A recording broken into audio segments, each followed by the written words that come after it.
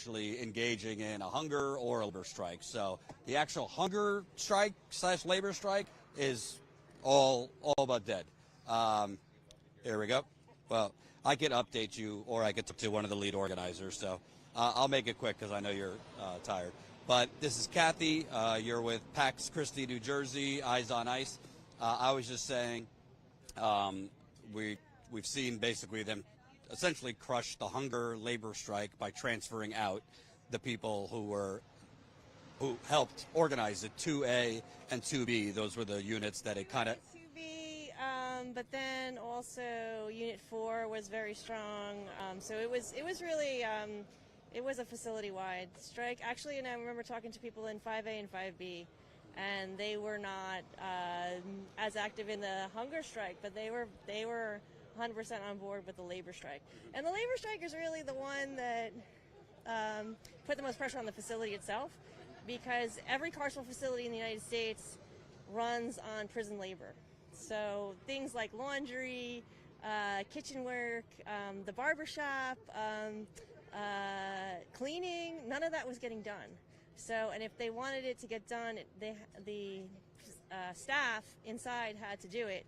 And I actually heard a story that one day before there was an oversight visit with the congressional staff, that the facility management was actually cleaning the toilets. Wow. So that was a little bit of joy. They have to clean toilets after making $254 million in profit last year. But just going back to what you were saying about like them transferring everybody. So, and this is the way it works. That's the playbook, right? They have a hunger strike, some kind of organizing inside. They put up with it for a period of time. Maybe we can get a few people out and released, but they do end up cracking down and transferring everyone. But it never works, because you can transfer the people, but you can't erase the knowledge and the skill set that they have gained from organizing something like this. This was brilliant. I mean, they organized not just a single unit, they organized across units, across multiple units, including the women's unit. They released multiple letters without them being caught, being discovered, and they held strong for the hunger and labor strike for, I don't know how many weeks, right? Over at this point 3 weeks or so. Something like that, yeah. So and the whole time it wasn't like they were just, we're just on the hunger and labor strike. They were still thinking of other creative ways to push back inside. Like they were on the soccer field one day, again, when there were congressional oversight visit here. And they knew there was press outside. They were marching in unison and shouting "Libertad, Libertad." They were doing the same thing on the basketball court one day. So they were coming up with other ways to push back and to be heard. And it wasn't just the initial organizing. They were always finding ways to creatively escalate. And it seems to me that it was kind of like a team effort between Geo Group inside and ICE outside. So ICE, honestly, with the state of New Jersey police, with the Newark police, crushed the outside dissent, whereas Geo Group transferred out a lot of the folks who started the hunger and labor strike. Then they moved some of them to other units, so kind of like a divide and conquer. So they either transferred them out, I'm told, to ICE prisons in Pennsylvania, Arizona, Colorado, Texas. Some people, to get to Arizona, were moved around like Pennsylvania, then Texas, then Arizona. I was told by one of your colleagues in Arizona they had to sleep on the floor the first night or so, no beds. So these folks are not only being originally abducted, but then re-abducted, and a lot of their families did not know where they were for several days. And that's kind of the way it works. I mean, that's the way it works. Everybody was shocked when was it Tom Homan said, or Todd Lyons, whatever, that when they said that they were going to move people around like Amazon packages, but they've been doing that for years. That's just the way they move people places. Like this facility is here not because they like Chemical Corridor or Newark. It's here because the Newark Airport's on the other side of it, and the Elizabeth Detention Center is on the other side of the airport. They put it near the airport because it's easy to move people around. New Jersey is critical to their operation for two reasons. We have a large supply of immigrants, right, that they can kidnap and throw into these places, and we are a logistics hub. That is just, New Jersey has lots of highways, we have airports, and we are centrally located on the eastern seaboard. So it makes sense for them to have detention facilities here, and that's why it freaked them out so much. Even during the Biden administration fought to keep places like this open in New Jersey because they said in their court documents that this is critical to their operation, to have facilities in New Jersey. So it's interesting because a lot of people think this all started under Trump, but you're saying the Biden. I mean, I know the Biden administration fought to keep the Elizabeth ICE prison open. That's about 15, 20 minutes from here, and wasn't the contract up? And Biden's administration somehow stepped in to keep it open? Actually, it's worse than that. So New Jersey, the state of New Jersey had passed a law, said you cannot have ICE detention in our state. You cannot renew a new contract or you cannot establish a new contract or renew an old contract with ICE, according to our state law. But the CoreCivic, which is, like I said, just the other side of the Newark airport from here, they said they took New Jersey to court. And they probably would have lost spectacularly because they really had poor representation. But for the Biden administration. The Biden administration came and entered that case on the side of CoreCivic. So, and they made their arguments for them. And do we know, because I've been told different things, but I was told that there's still a very small number of people either engaged in labor or hunger strike, or everyone's kind of back to, or is it just very hard to even know? It's hard to know because there's been so much movement of people and so much restriction of communication outside. So, I mean, we had 10 days to 2 weeks of no visits. Now that visits have slowly restarted, the people who are visiting today are only going to get one visit this week, and it's only going to be for half an hour. So, and it's only family. So no friends or other folks can go in and visit people. So if you don't have local family, or if your local family is too afraid to go, you cannot visit. Yeah, that's a lot of ICE. Yeah, so you see ICE agents right now are outside. The woman with the baby in the stroller, and you have ICE agents in paramilitary gear and pepper ball guns because they are so dangerous, right? The baby in the stroller needs to be guarded by how many ICE agents? That is all to literally basically clear a lane for GEO group staff, etc. But that says it all. You have a baby in a stroller and paramilitary stormtroopers. Let me ask you, because I think what you're saying is important, because you'll have so many people outside who don't know much about this or just are cynical, say, oh, this was all for nothing, they got defeated, yada, yada. But you're pointing out this is pretty historic what they were able to do inside, to even collectively organize for weeks. And by the way, there were offers initially. Martin Soto, who is the husband of Gabriela Soto, he was a prisoner inside. They said, we'll release you if you tell them to stop protesting, and he refused.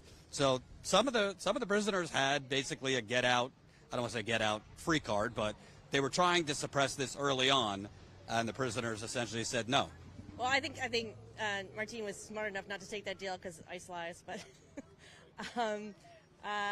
but yeah, I think what's also getting lost in this too is that there are at least 10 other facilities right now on some kind of hunger or labor strike. So it's not just here, and it didn't even start here. It was just this one. I don't know. This one captured everybody's imagination. I think partly because of Gabriela and Martin's story and how that all happened. Yeah. So.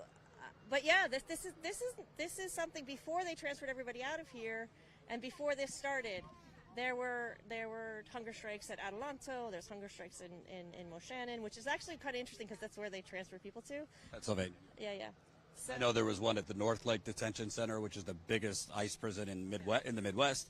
I want to ask you about that too, because I call it a prison. I occasionally call it a camp, because when I think detention, I think temporary. and there are some people that have been in here literally for a year. What do you, I mean, you've been organizing well before this protest. Obviously, the approved term is detention, but what do you think people should be calling this? Some people call it a concentration camp. Your thoughts? It's definitely a jail. There's no question it's a jail. I mean, you can quibble over whether or not it's a concentration camp. It's a jail. It uses, I mean, you look at it. I mean, there's people who come here, and the Essex County Jail is over here, and they confuse this for the Essex County Jail because of all the razor wire that's on top of here. So and people are wearing, they're wearing prison clothes. They are not allowed to wear their own clothes. They have to pay for phone calls. It's the same companies that are operating the phone service in here, operating the commissary service, that operate the phone and commissary services for prisons and jails across New Jersey and across the country. So it's the same carceral ecosystem. We should stop talking about these as two separate things. This is part of the carceral system. The mass incarceration system in the United States includes ICE detention. And I also want to point out, now that the hunger/labor strike has died down, it wasn't just DHS that helped stop it. You had the New Jersey State Police out here forcefully and violently attacking people. I would say the Newark Police, through a variety of tactics, helped kind of ICE. What are your thoughts on, because there's bills being proposed in New York and I believe New Jersey to block local law enforcement from coordinating with ICE. Seems here there was either direct or indirect coordination. Yeah. Oh, New Jersey has a law already. So we have laws that we passed already. We actually had we called it the Immigrant Trust Directive that goes back to like 2019. That was a memo that the then Attorney General wrote, that the law enforcement cannot cooperate with ICE. So that was recently codified. So seems like they're breaking their own laws. Well, I think somebody should take a harder look at that and see what happens on those what was it, the 29th and the 30th? Because actually what I can tell you is we were in the tent here, right? The Radical Hospitality tent, and we had to evacuate it twice because of tear gas, pepper spray, guards,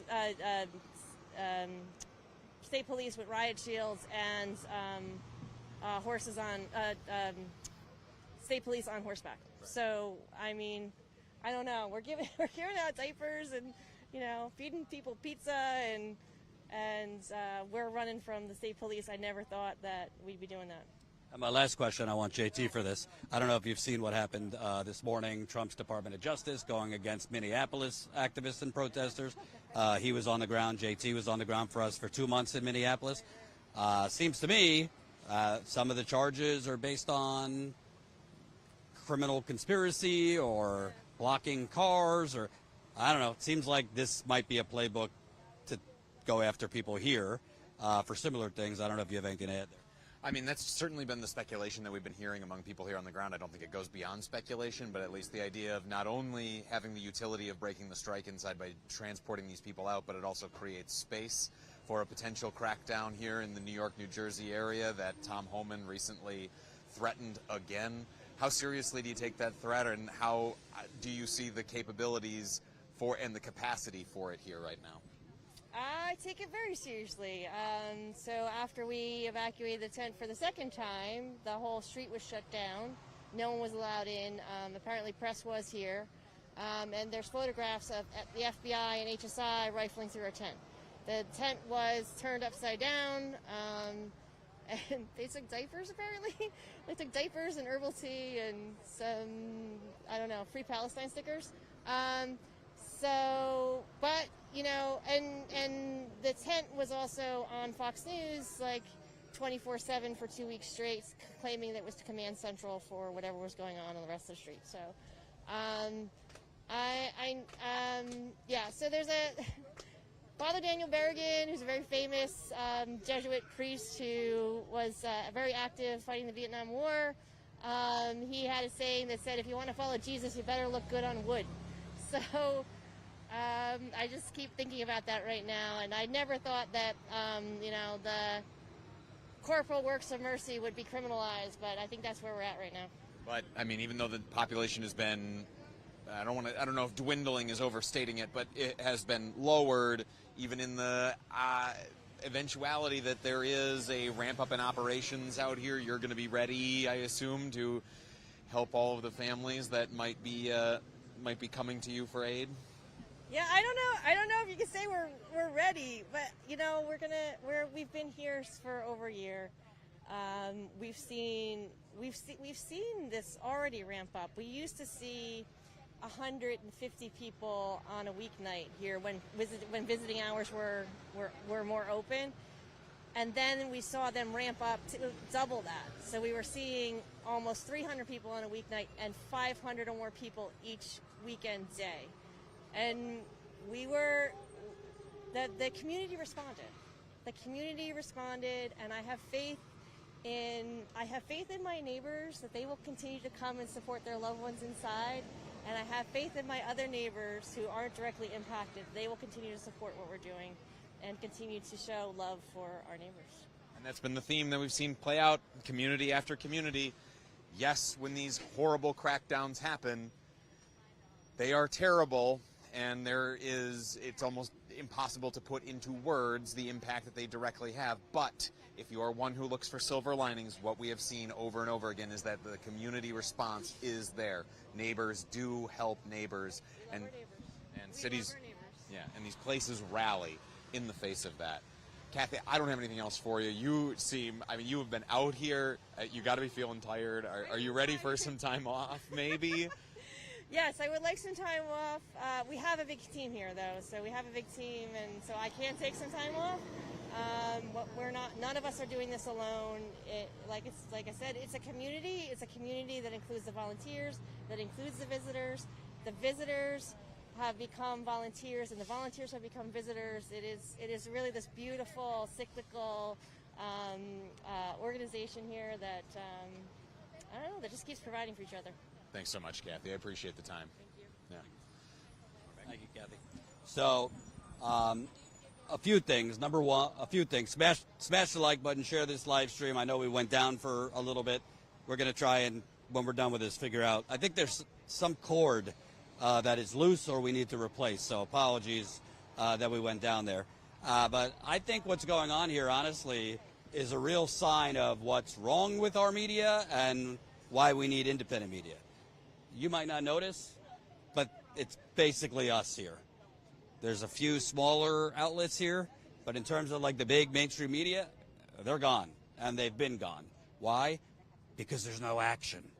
There's no gas. There's no grenades. There's no horses. There's no violence. Even though I think having paramilitary troops out here is actual violence, if you ask me. And even when there was that violence, they were literally sitting in their cars while we were out there actually taking risks. So we're not going to stop covering this, even though it's kind of quieting down, because there's still torture going on inside. There is still a for-profit scam going on inside. Although the large number of protests have dwindled, it honestly could change at any given time, to be honest with you. And the truth is, this is about the prisoners, but it's also about this entire country. Look at how much money is being spent to enrich a for-profit prison company while we're building a ballroom that the price tag keeps going up. A ballroom with a bunker, by the way, underneath. If you want to start conspiracizing, why are they building a quasi-military bunker under Trump's ballroom? Meanwhile, the streets are garbage in Newark and so many urban communities like it. People are struggling to put gas in the car, groceries, healthcare, childcare, electric bills, utilities. These data centers are popping up everywhere. But this is not prisons like this. And as Kathy said, I'd say 7 to 10 others that have some form of a prisoner hunger and labor strike. They're not really being covered. It's not sexy. There's no violence. Or in local media, they say if it bleeds, it leads. There's not there. What is being covered? The circus around Trump, the Iran peace deal that seems to be an evolving peace deal that doesn't actually ever seem to be complete. Some ridiculous carnival barking UFC fight in front of the White House. I mean, you have immigrants basically being abducted and tortured in camps in America. And now you have U.S. citizens being prosecuted by Trump's DOJ in Minneapolis. It might be coming here, too, for exercising their First Amendment rights against an illegal federal invasion of sovereign cities. So something is very warped here. We want to keep covering these kind of stories. We want to keep coming out here to talk to organizers, loved ones. Actually, before I came on camera, before we started, I actually talked very briefly to somebody who was released after 44 days. And these people are being released because when they finally are able to get in front of a judge pretty quickly says, oh, you should have never been in there in the first place because there's no due process. Or you were actually doing everything right. You were going to your court appointments. You were going to your appointments with immigration judges, whatnot. You were going about the process to get your green card or whatever visa. So it just seems to me like even though we're out of like the most acute part of this, which was just everyday chaos, it's still a lot of violence going on. Yeah, and jumping off of that acute part of the crisis, I mean, it's crushed here, or they're attempting to crush it here at this facility using a lot of the same tactics to bring it home for people who are watching this. If you think that, you're watching this in, flyover country like where I live or on the West Coast or somewhere far afield where Newark, New Jersey feels so distant and this encroaching fascism doesn't feel like it's in your neighborhood. The tactics that they used to crush this hunger and labor strike, or using to try and crush this hunger and labor strike, are the same tactics that they use at your workplace to crush your union organizing, your community organizing, that strike that you were maybe trying to hold at your workplace. I was a labor reporter before Jordan hired me,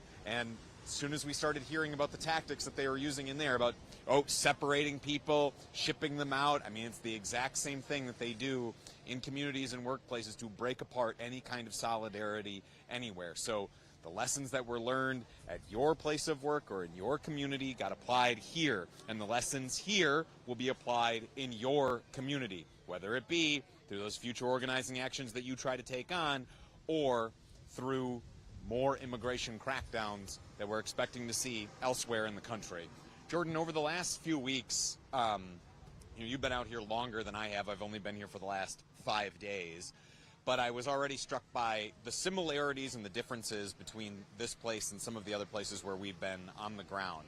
I saw, a lot of the same patterns play out where we saw the militarization of this facility, much like we saw in Broadview, Illinois, outside Chicago at that ICE detention camp or prison camp. And then same thing happened at the Whipple building in Minneapolis, where ICE was basing most of its operations. We saw the state step in on behalf of ICE and coordinate with ICE, much like we saw in those other places. It was a Democratic governor in charge here, just like in those other places. Seeing these same patterns play out again and again, there is one place where it broke, which is that the state did eventually remove its law enforcement. What, if anything, does it give you hope about how this will play out in other places? Like, do you see this as, potentially offering some sort of lessons to be learned by the folks who want to oppose fascism as to what can work, what can't work? I mean, what are the lessons that, you've been doing this a long time. What are the lessons that you think that the activist community should or will be taking from what happened out here? To be honest with you, and I want to be clear, this is not, what I'm saying is not meant as a put down on protesters at all, because it's very hard to keep up protest momentum. It's just a matter of fact. People have to work, people have their kids, people, it's hard to take the risk in these conditions. Remember, we're not talking several months ago, we're talking 2.5 weeks ago. John and I, along with protesters, were being pushed by paramilitary troops into 18-wheelers in the middle of this street. John, if you could just show people so they remember, these are trucks. This road is just humming with trucks and 18-wheelers back and forth. And 2.5 weeks ago, protesters were literally being pushed every 10 minutes into 18-wheeler trucks by paramilitary masked ICE Gestapo, if you ask me. So, to me, the takeaway here is when there was, in some cases, hundreds of protesters out day after day after day, not just at night, but during the day too, we were actually starting to see some pressure being put on DHS and Geo Group for actual better treatment of prisoners. When there was a lot of protesters out here, the media was actually covering this. I don't want to exaggerate it. It's not like they were shutting down the prison, but they were starting to release more prisoners.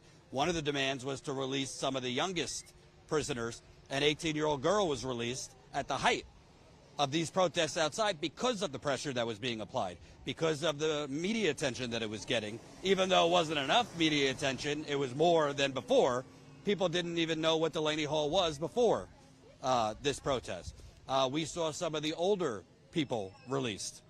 You started seeing through the coverage, you started seeing, oh, Tom Homan came in. You started seeing the governor was finally pressured into suing to shut this down. She could have done that 6 months ago or 9 months ago when she came into office, but the public pressure campaign and the protests forced the governor to file a lawsuit to shut this down. I believe the city of Newark too. So my lesson is you got to organize and sustain protests, which is extremely difficult. And there's also divisions and factions because some of the organizers out here who have been at this tent for over a year and have been trying to shut down the prison thought that the protests were bad because prisoners inside, and that's who they care about, were being retaliated against because of the protests outside. So you see that in all movements where, you know, there's different strategies, different philosophies about what tactics and strategies should be deployed. But what I'm seeing is when we have numbers, hundreds, if you can get thousands, there's more of the people than there are the mass thugs or the for-profit prisoners. And if you put enough pressure on them, you can see victories. Even if it feels small, you start to see smaller victories. And I think if whether it's here or other places, we could sustain these protests, bodies on the ground, which requires risk. One person got their foot run over by an 18-wheeler. I saw another protester, we have it all on camera. Once this settles down, we might have to make a mini doc just on Delaney Hall. Another woman was literally thrown by ICE into a moving transport vehicle. We've seen so many people gassed with tear gas, pepper spray. But the lesson for me, if you can, get off your ass. Protest. And also, we need to start protesting not just outside facilities, outside your legislators' offices. Governor Mikey Sherrill should have had protests outside her office before this. This is a Democratic city. She didn't lift a finger to try and shut this prison down. There should have been protests outside Cory Booker, a senator who I think came here for a photo op for 10 minutes and left. All the legislators in New Jersey and other, I don't care if they're Democrat, Republican, or alien. No label next to the name. You got to apply pressure not just to the Republican paramilitary Gestapo, but the Democrats that are supposed to be fighting these people. And this applies not just, by the way, to ICE camps across the board, data centers, name your union-busting big corporation. The bottom line is, why in France, for example, in Paris, when you try to raise the retirement age even by 2 years, they damn near storm the Bastille. Part of it is it's a little easier for them because they have actual benefits as part of being citizens. Healthcare is a right, strong benefits, pension packages, stronger labor unions. So there's a little more security to protest in Europe. But the bottom line is here, the strategy they used inside the divide and conquer, transfer people out, move people from one unit, the people that were hunger striking and labor striking, move them to other units to separate them. And the tactics they used outside, the paramilitary violent force of the federal government, it's harder for them to do that if there's 500 to 1,000 people out here. It's harder for them to do that if there's rotations of protesters so people don't get tired. And you say, well, Jordan, how you do that? We got to work. I'm not saying it's easy. I'm not saying I have all the answers. But any actual successful movement in history, there was strength in numbers. And John says it all the time, paraphrasing, when are people going to wake up? Like, this is not just about Delaney Hall. It remains to be seen whether we're going to have functioning elections in November. I mean, you have a madman in the White House and, frankly, an opposition party that's paper tigers. So my takeaway of that long monologue is we need more people out, not just when it's violent, but to sustain it when it quiets down. Right now, barely anyone here. And I'm not saying it's easy, and people get tired, as do I, as do you. Like, we need more funds to expand. Our people behind the scenes, our producers, our editors, and we have a very small team. They've been working around the clock now for over 3 weeks, not just to keep us live on the air. They take things from our live stream and they produce it for YouTube, for TikTok, for Instagram, for Facebook, for Substack. John has been working probably 3 weeks straight, including several nights sleeping in his car here. So we need to expand. We need reinforcements. Statusquo.com/join for as low as $5 a month. But that's my takeaway. We need more bodies on the ground. I think John wants to say something. I don't want to say, curious. You guys want to go in the sun? I was trying to keep you guys out of the sun to keep you cool, but it is kind of dark on you. So if you want, well, we're gonna wrap up. He's got to get to his flight. Yeah, he's got to get to his flight. So, but people can see us, right? It's just a little okay. So my takeaway is we need more numbers. Listen, at the end of the day, Standing Rock, for example, were they successful? Permanently, no, but temporarily, yes. Obama did deny the permit. I think it was performative because Obama knew, all right, he's going to deny it, but Trump's coming in, so I'll get the brownie points to deny the permit, and then Trump will overrule it. But Obama would have not denied it in the first place unless 15,000 people didn't come to North Dakota at one point. And that was a struggle just to get that. So you need numbers. You need bodies. And I think a lot of these things are connected, whether it be the fight against torture of immigrants, the fight against this surveillance state and dystopian data centers that are now occupying states, cities, rural areas, the fight against big oil, big pharma. All of these things are connected because at the end of the day, it's capitalism against workers. So I think that was a long-winded way of, I don't know if I answered it, but I tried. I just asked for some takeaways. I got more than I bargained for. I should know better than to ask Jordan Sheridan a question. Yeah, just to build off of what Jordan said, you know, when you talk about movement building, I think it's already getting lost in the history a little bit of how we talk about Minneapolis. But while we were there on the ground, it's already kind of subsumed by what happened the next day because Alex Preddy got killed on a Saturday morning. So it already eclipsed what had happened the day before, which was a general strike that had shut that city and that state down at the time. And again, lost in the sauce is the fact that that general strike really fractured the Republican Party from its corporate oligarchs because a lot of corporations based in the Twin Cities area on the day of that general strike afterwards released a statement calling for the Trump administration to make policy changes in Minneapolis. They were too chicken shit, of course, to really talk directly about ICE. You know, corporations are going to corporate. But it did have the effect of some massive companies, Target, Best Buy, 3M, came out with a statement that said, hey, Trump administration, you need to start doing something different out here. And I think that I don't want to take away what Alex Preddy's death meant because I do think that that was an even bigger influence, but I don't want to discount what that general strike really did and achieved through that even just one day of shutting down one state or one city in this country, the effect that that had. Jordan, anything else you want to add before we shut down here? Yeah, 1 second. See. Yeah, before we go, I'll just do a couple PSAs, updates. To be clear, Status Quo is not like a wham bam thank you ma'am operation, not to be crude. We're not going to just say goodbye and never come back here. Whether there's active protests or not, we're going to come back here because I think I need to remind you what most people on the outside, and John, if you don't mind, well, I don't want to show people that don't want to show, but most people need to remember that this movement to shut down Delaney Hall started long before the actual protests of the last 3 weeks. There has been a tent here since January. Organizers who have been out here in the freezing cold and the scalding heat, they have been out here. Most of them don't know a soul staying inside that prison. They've been out here because they think it's wrong to abduct fellow humans and torture them inside a camp. And we're talking about, people who are still working, who come out here on their off time to serve mutual aid to loved ones of the prisoners inside, who come out here to spend some time with the kids. So when the kids come out here, whose fathers or mothers are inside, it's a less scary place. They helped organize, donated diapers, donated clothing, food, so when loved ones come, they have some pizza or some donuts or whatever.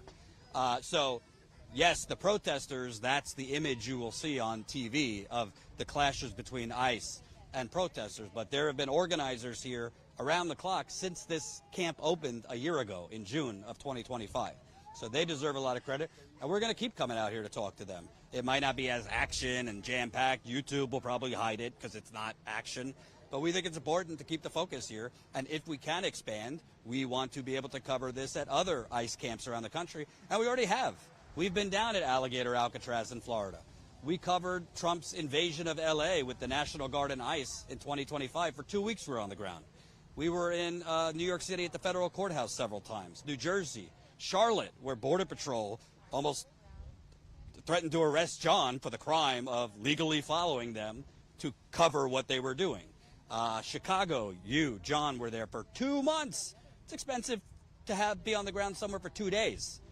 It was a lot of money to be on the ground in Chicago for 2 months, and then we were on the ground for 3 months. December, January, and February in Minneapolis. We were there before Renee Good was assassinated. We were there after Alex Preddy was assassinated. And right now, one of our producers, Michelle, she can't actually finish the documentary because more fascism keeps happening, but she's working on a documentary about all our ICE coverage. L.A., Alligator Alcatraz, New York, New Jersey, Charlotte, D.C., Chicago, Minneapolis, now Delaney Hall. I don't know if she'll ever finish because the Trump administration won't stop. So I kindly ask you, straight up, we have a fat bill that is coming due because of all this coverage, paying staff, freelancers, just to live stream as much as we've probably live streamed in May and June just from here, at least 60 hours. Our average has been like 3 hours a night. Some nights we were live 6.5 hours. So we're going to get hit with a fat bill just for being live because I don't want to get into it. We're way over our data plan. The other thing, if you are, we actually just launched it today, which I'm excited about. We've launched our first ever sponsorship. And no, it's not United Healthcare. It's not Geo Group. So we are, to grow and earn extra income, we're going to align with companies that actually radical, dare I say, we like and aren't scumbags. So we have a sponsorship now with the CBD Gurus. And I actually use CBD. If most of you know my back struggles, I've had 2 surgeries. So they have gummies, oils, lotions, capsules, good for back pain, any physical pain on your body, stress, depression, anxiety. Not that it gets rid of everything, but takes the edge off. There's research to show CBD is good for those things. So go to the CBDgurus.com, thecbdgurus.com. I think we have the link right now up. And once you're done shopping, their products are already kind of low cost anyway. Once you are done shopping, enter status20 discount code, and you'll get a 20% discount. And let us know what you think. I've been using their lotion on my back, their gummies. I gave John some. I think I gave, you're too straight edge, I think. But don't worry, we're not selling out. We're not going to be hawking gold or vegetable juice or whatever other fucking stupidity you see on the internet. But it's a good way for us to make extra money. The more CBD products you purchase from CBD Gurus, the more revenue we earn. We get a split of that. So thecbdgurus.com and enter status20 at checkout for a discount. JT, we got to go because JT's got to make his flight. But John, I don't know, we'll give him a day off. Should we? One day? No. John will get a few days off. But we're not done. Yeah, we're not done. We'll be back here and cover other things. Check out our live stream from a few hours ago. We were live before this, covering breaking news related to Trump's DOJ rounding up protesters and activists in Minneapolis for the crime of protesting Trump's fascist federal invasion of a sovereign city. We also covered the bombshell New York Times story on Epstein's, they're calling it death now. After 7 years of calling it a suicide, now they're moonwalking. So that video's up. And please, if you can't support us financially, I understand. You can press the like button. You can share this stream. You can spread the word. Tell your friends, family, subscribe to Status Coup. You can sign up for our Substack for free, statuscousubstack.com. No excuse. Sign up to our Substack. We send emails when we're live, some of our written pieces, and spread the coup. And also, you could donate. YouTube takes 30% of any super chat you take because they're criminals. So donate. Statuscoup.com/donate. We get almost all of that donation. Any parting words from you? Your first New York pizza slice was technically real slice today. Yeah, it was delicious. I have nothing but good things to say about the people of New York and New Jersey, and John and Jordan have been so gracious to share their culture with me. I'll have to introduce them to some real Wisconsin cheese curds and beer coming up here in the near future, but y'all have been kind in the chat again as I came back here on the ground after a few weeks off from doing so. So thank you all for being with us and being such a welcoming and great audience. Until I have to run and make a flight right now, I'm already running late. So for now, on behalf of myself, Jordan, John, our whole team here at Status Coup, thank you, stay safe, and good night. If you want to get a shot of it, put that drone over here.